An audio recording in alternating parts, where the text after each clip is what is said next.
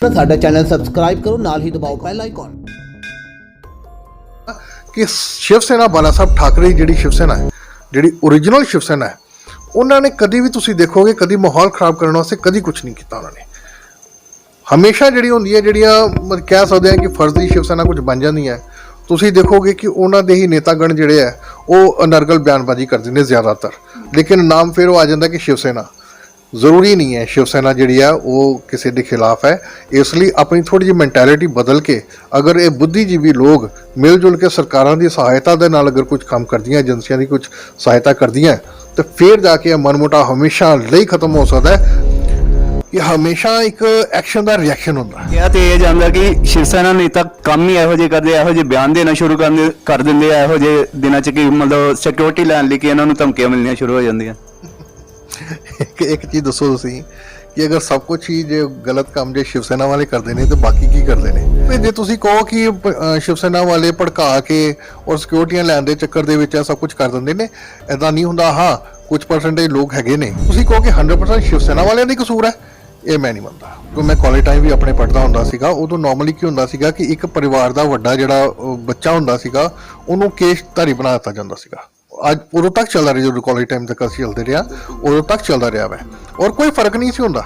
लेकिन उस तो बाद की होया कि एक मैं कहांगी जिहड़े बाहरों फंडिंग लैन वाले जिहड़े लोग ने, काफ़ी लोग ने इत्थे जिहड़े सिर्फ एक बाहर की फंडिंग लैन वास्ते वो जानबूझ के हिंदुआं नूं टारगेट करते हैं, बयानबाजी उहो जिहियां करते हैं, पंजाब का माहौल खराब करने की कोशिश करते हैं। फिर उहदा रिएक्शन जिहड़ा आंदा है कि शिव सेना वालों आंदा है, तो जिहड़ा दोष जिहड़ा शिव सेना के सिर ते मट दित्ता जांदा है। ਤਾਂ ਅੱਜ ਅਸੀਂ ਬੈਠੇ ਹਾਂ ਸ਼ਿਵ ਸੈਨਾ ਬਾਲਾ ਸਾਹਿਬ ਠਾਕਰੇ ਦੇ ਪੰਜਾਬ ਦੇ ਉਪ ਪ੍ਰਧਾਨ ਹਰਵਿੰਦਰ ਸੋਨੀ ਨਾਲ ਬਹੁਤ ਹੀ ਅਹਿਮ ਮੁੱਦਿਆਂ ਤੇ ਗੱਲਬਾਤ ਕਰਾਂਗੇ।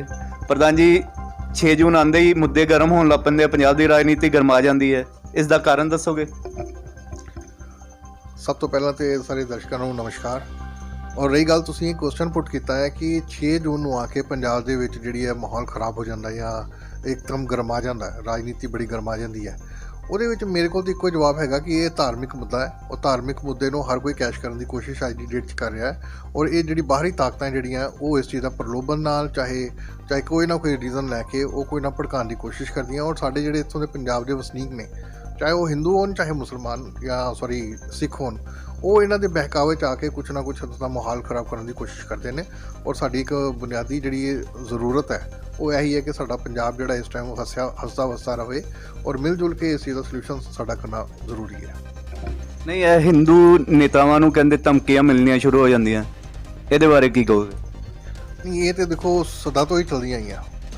ਤੁਸੀਂ ਇੱਕ ਚੀਜ਼ ਸਮਝੋ ਕਿ ਜਿਹੜੀਆਂ ਧਮਕੀਆਂ ਦੇਣਾ ਜਿਹੜਾ ਕੰਮ ਹੈ, ਤੁਸੀਂ ਸੋਚੋ ਕਿਹਨਾਂ ਦਾ ਕੰਮ ਹੋ ਸਕਦਾ ਹੈ।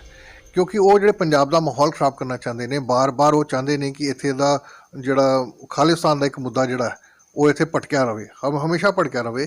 ਤਾਂ ਉਹਨੂੰ ਭੜਕਾਉਣ ਵਾਸਤੇ ਉਹਨਾਂ ਨੂੰ ਫਿਰ ਧਮਕੀਆਂ ਵੀ ਦੇਣੀਆਂ ਪੈਂਦੀਆਂ। ਈਵਨ ਦੈਨ ਮੈਂ ਕਹਿ ਸਕਦਾ ਉਹਨਾਂ ਨੂੰ ਅਟੈਕ ਵੀ ਕਰਨੇ ਪੈਂਦੇ ਆ, ਜਿਹਦੇ ਨਾਲ ਜਿਹੜਾ ਸਾਰਾ ਪੰਜਾਬ ਦਾ ਮਾਹੌਲ ਜਿਹੜਾ ਇੱਕ ਵਾਰੀ ਫਿਰ ਦਹਿਸ਼ਤਗਰਦੀ ਦੇ ਵਿੱਚ ਲਿਆਉਣ ਵਾਸਤੇ ਉਹਨਾਂ ਦੇ ਜਿਹੜੇ ਐਫਰਟਸ ਨੇ ਉਹ ਜਿਹੜੇ ਚੱਲਦੇ ਰਹਿੰਦੇ ਨੇ।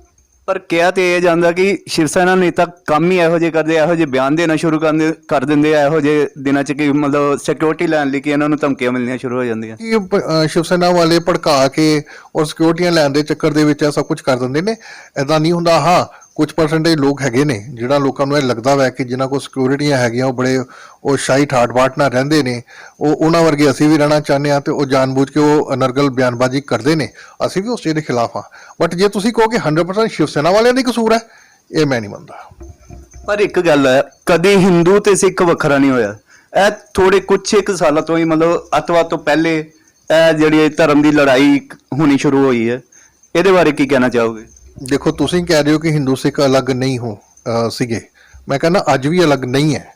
ਜਿਹੜੇ ਐਕਚੁਅਲ ਹਿੰਦੂ ਨੇ, ਜਿਹੜੇ ਆਪਣੇ ਆਪ ਨੂੰ ਕਹਿੰਦੇ ਨੇ ਕਿ ਅਸੀਂ ਸੱਚੇ ਹਿੰਦੂ ਹਾਂ ਜਾਂ ਸੱਚੇ ਸਿੱਖ ਹਾਂ, ਉਹ ਕਦੀ ਵੀ ਇੱਕ ਦੂਜੇ ਨੂੰ ਅਲੱਗ ਨਹੀਂ ਮੰਨ ਕੇ ਚੱਲਦੇ। ਤੁਸੀਂ ਇਹ ਚੀਜ਼ ਦੇਖੋ ਕਿ ਜਦੋਂ ਮੈਂ ਕਾਲਜ ਟਾਈਮ ਵੀ ਆਪਣੇ ਪੜ੍ਹਦਾ ਹੁੰਦਾ ਸੀਗਾ, ਉਦੋਂ ਨੋਰਮਲੀ ਕੀ ਹੁੰਦਾ ਸੀਗਾ ਕਿ ਇੱਕ ਪਰਿਵਾਰ ਦਾ ਵੱਡਾ ਜਿਹੜਾ ਬੱਚਾ ਹੁੰਦਾ ਸੀਗਾ ਉਹਨੂੰ ਕੇਸ਼ਧਾਰੀ ਬਣਾ ਦਿੱਤਾ ਜਾਂਦਾ ਸੀਗਾ।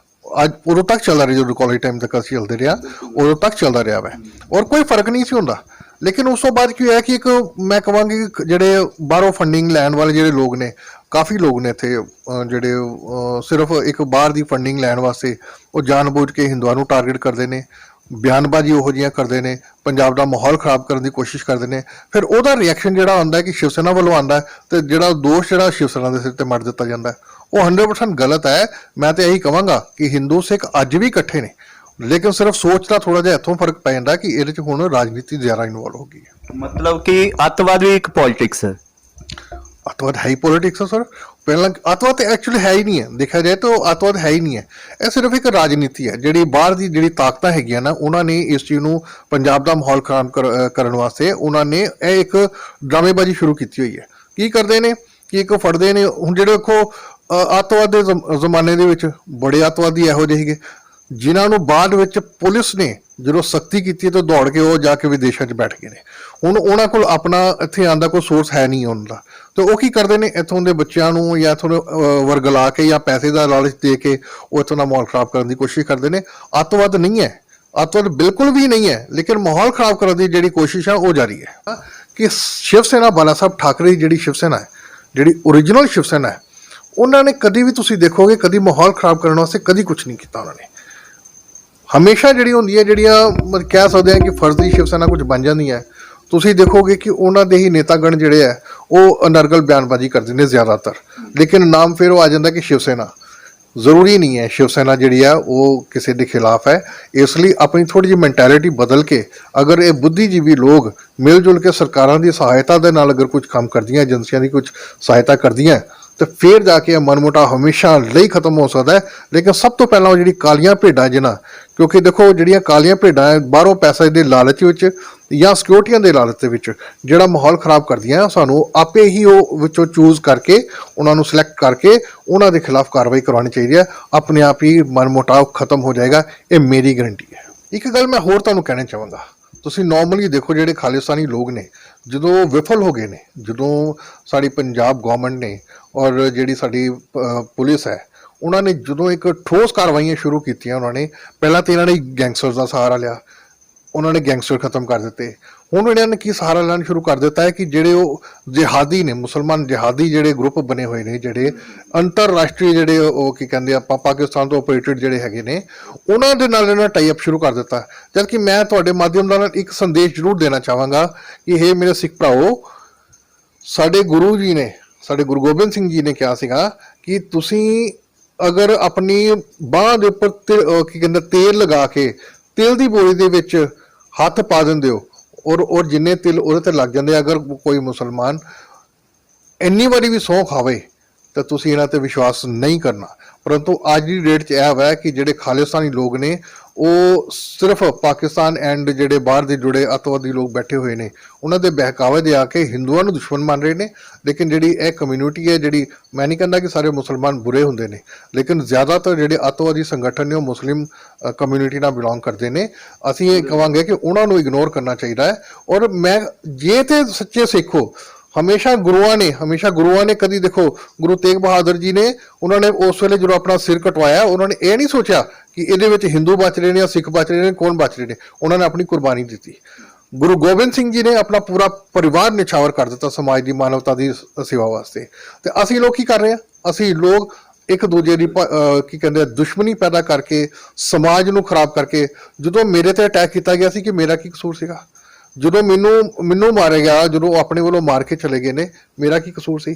ਜਿਹੜੇ ਇੰਨੇ ਹਿੰਦੂ ਮਾਰੇ ਗਏ ਨੇ, ਇਹਨਾਂ ਦਾ ਕੀ ਕਸੂਰ ਸੀਗਾ? ਸਿਰਫ ਔਰ ਸਿਰਫ ਉਹਨਾਂ ਦੇ ਜਿਹੜੇ ਲੋਕ ਸੀਗੇ, ਜਿਹੜੇ ਮੈਂ ਗਾਲੀ ਨਹੀਂ ਕੱਢਣਾ ਚਾਹੁੰਦਾ, ਜਿਹੜੇ ਦਹਿਸ਼ਤਗਰਦ ਨੇ, ਉਹ ਮਾਹੌਲ ਖਰਾਬ ਕਰਨ ਵਾਸਤੇ ਜਾਨਾਂ ਤੱਕ ਲੈ ਰਹੇ ਨੇ।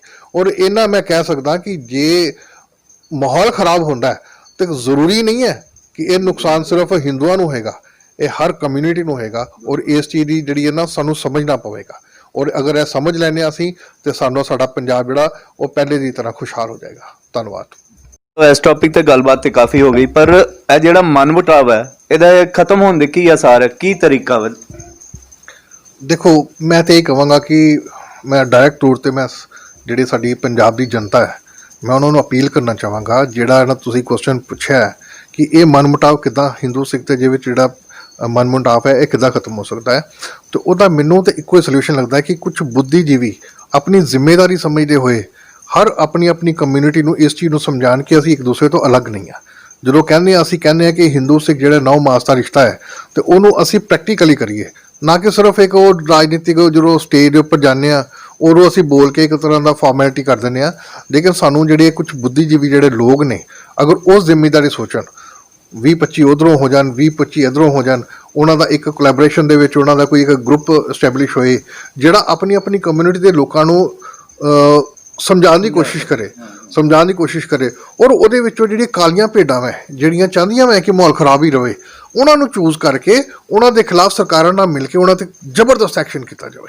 ਔਰ ਮੈਂ ਜਿਹੜੀ ਇੱਕ ਇਹ ਵੀ ਗੱਲ ਕਹਿਣਾ ਚਾਹਾਂਗਾ ਕਿ ਸ਼ਿਵ ਸੈਨਾ ਬਾਲਾ ਸਾਹਿਬ ਠਾਕਰੇ ਦੀ ਜਿਹੜੀ ਸ਼ਿਵ ਸੈਨਾ ਹੈ, ਜਿਹੜੀ ਓਰੀਜਨਲ ਸ਼ਿਵ ਸੈਨਾ ਹੈ, ਉਹਨਾਂ ਨੇ ਕਦੀ ਵੀ ਤੁਸੀਂ ਦੇਖੋਗੇ ਕਦੀ ਮਾਹੌਲ ਖਰਾਬ ਕਰਨ ਵਾਸਤੇ ਕਦੀ ਕੁਝ ਨਹੀਂ ਕੀਤਾ। ਉਹਨਾਂ ਨੇ ਹਮੇਸ਼ਾ ਜਿਹੜੀ ਹੁੰਦੀ ਹੈ, ਜਿਹੜੀਆਂ ਕਹਿ ਸਕਦੇ ਹਾਂ ਕਿ ਫਰਜ਼ੀ ਸ਼ਿਵ ਸੈਨਾ ਕੁਝ ਬਣ ਜਾਂਦੀਆਂ, ਤੁਸੀਂ ਦੇਖੋਗੇ ਕਿ ਉਹਨਾਂ ਦੇ ਹੀ ਨੇਤਾਗਣ ਜਿਹੜੇ ਹੈ ਉਹ ਅਨਰਗਲ ਬਿਆਨਬਾਜ਼ੀ ਕਰਦੇ ਨੇ ਜ਼ਿਆਦਾਤਰ, ਲੇਕਿਨ ਨਾਮ ਫਿਰ ਉਹ ਆ ਜਾਂਦਾ ਕਿ ਸ਼ਿਵ ਸੈਨਾ।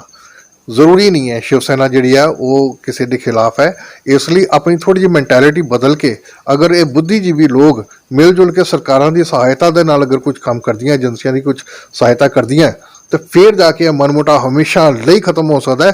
ਲੇਕਿਨ ਸਭ ਤੋਂ ਪਹਿਲਾਂ ਉਹ ਜਿਹੜੀ ਕਾਲੀਆਂ ਭੇਡਾਂ ਜਿਹਨਾਂ, ਕਿਉਂਕਿ ਦੇਖੋ ਜਿਹੜੀਆਂ ਕਾਲੀਆਂ ਭੇਡਾਂ ਬਾਹਰੋਂ ਪੈਸੇ ਦੇ ਲਾਲਚ ਵਿੱਚ ਜਾਂ ਸਿਕਿਉਰਟੀਆਂ ਦੇ ਲਾਲਚ ਦੇ ਵਿੱਚ ਜਿਹੜਾ ਮਾਹੌਲ ਖਰਾਬ ਕਰਦੀਆਂ, ਸਾਨੂੰ ਆਪੇ ਹੀ ਉਹ ਵਿੱਚੋਂ ਚੂਜ਼ ਕਰਕੇ ਉਹਨਾਂ ਨੂੰ ਸਿਲੈਕਟ ਕਰਕੇ ਉਹਨਾਂ ਦੇ ਖਿਲਾਫ ਕਾਰਵਾਈ ਕਰਵਾਉਣੀ ਚਾਹੀਦੀ ਹੈ। ਆਪਣੇ ਆਪ ਹੀ ਮਨਮੋਟਾਵ ਖਤਮ ਹੋ ਜਾਏਗਾ, ਇਹ ਮੇਰੀ ਗਰੰਟੀ ਹੈ। ਚਮਤਕਾਰ ਹੁੰਦੇ ਨੇ, ਦੇਖੋ ਆਪਣੀਆਂ ਅੱਖਾਂ ਸਾਹਮਣੇ। 3 ਘੰਟੇ 'ਚ ਹਰ ਪਰੇਸ਼ਾਨੀ ਦਾ ਹੱਲ ਪਾਓ। 7 ਇਲਮਾਂ ਦੇ ਮਾਹਿਰ ਦਿਵਾਂਸ਼ੂ ਜੋਸ਼ੀ। ਮੇਰੇ ਕੀਤੇ ਨੂੰ ਕੋਈ ਕੱਟ ਨਹੀਂ ਸਕਦਾ, ਕੱਟਣ ਵਾਲੇ ਨੂੰ ਮੂੰਹ ਮੰਗਿਆ ਇਨਾਮ। ਪਰੇਸ਼ਾਨੀ ਜਿਵੇਂ ਮਨਚਾਹਾ ਪਿਆਰ, ਪਤੀ ਪਤਨੀ ਚੰਬਣ, ਕਾਲੇ ਜਾਦੂ ਦਾ ਖਾਤਮਾ, ਬਿਮਾਰੀ ਦਵਾ ਨਾ ਲੱਗਣਾ, ਵਸ਼ੀਕਰਨ ਕਰਵਾਓ। ਜਿਸ ਨੂੰ ਚਾਹੇ ਉਸ ਨੂੰ ਆਪਣੇ ਵਸ 'ਚ ਕਰੋ। ਲਾਟਰੀ ਨੰਬਰ ਪਾਓ, ਭਾਵੇਂ 649 ਹੋਵੇ ਜਾਂ ਲੋਟੋ ਮੈਕਸ।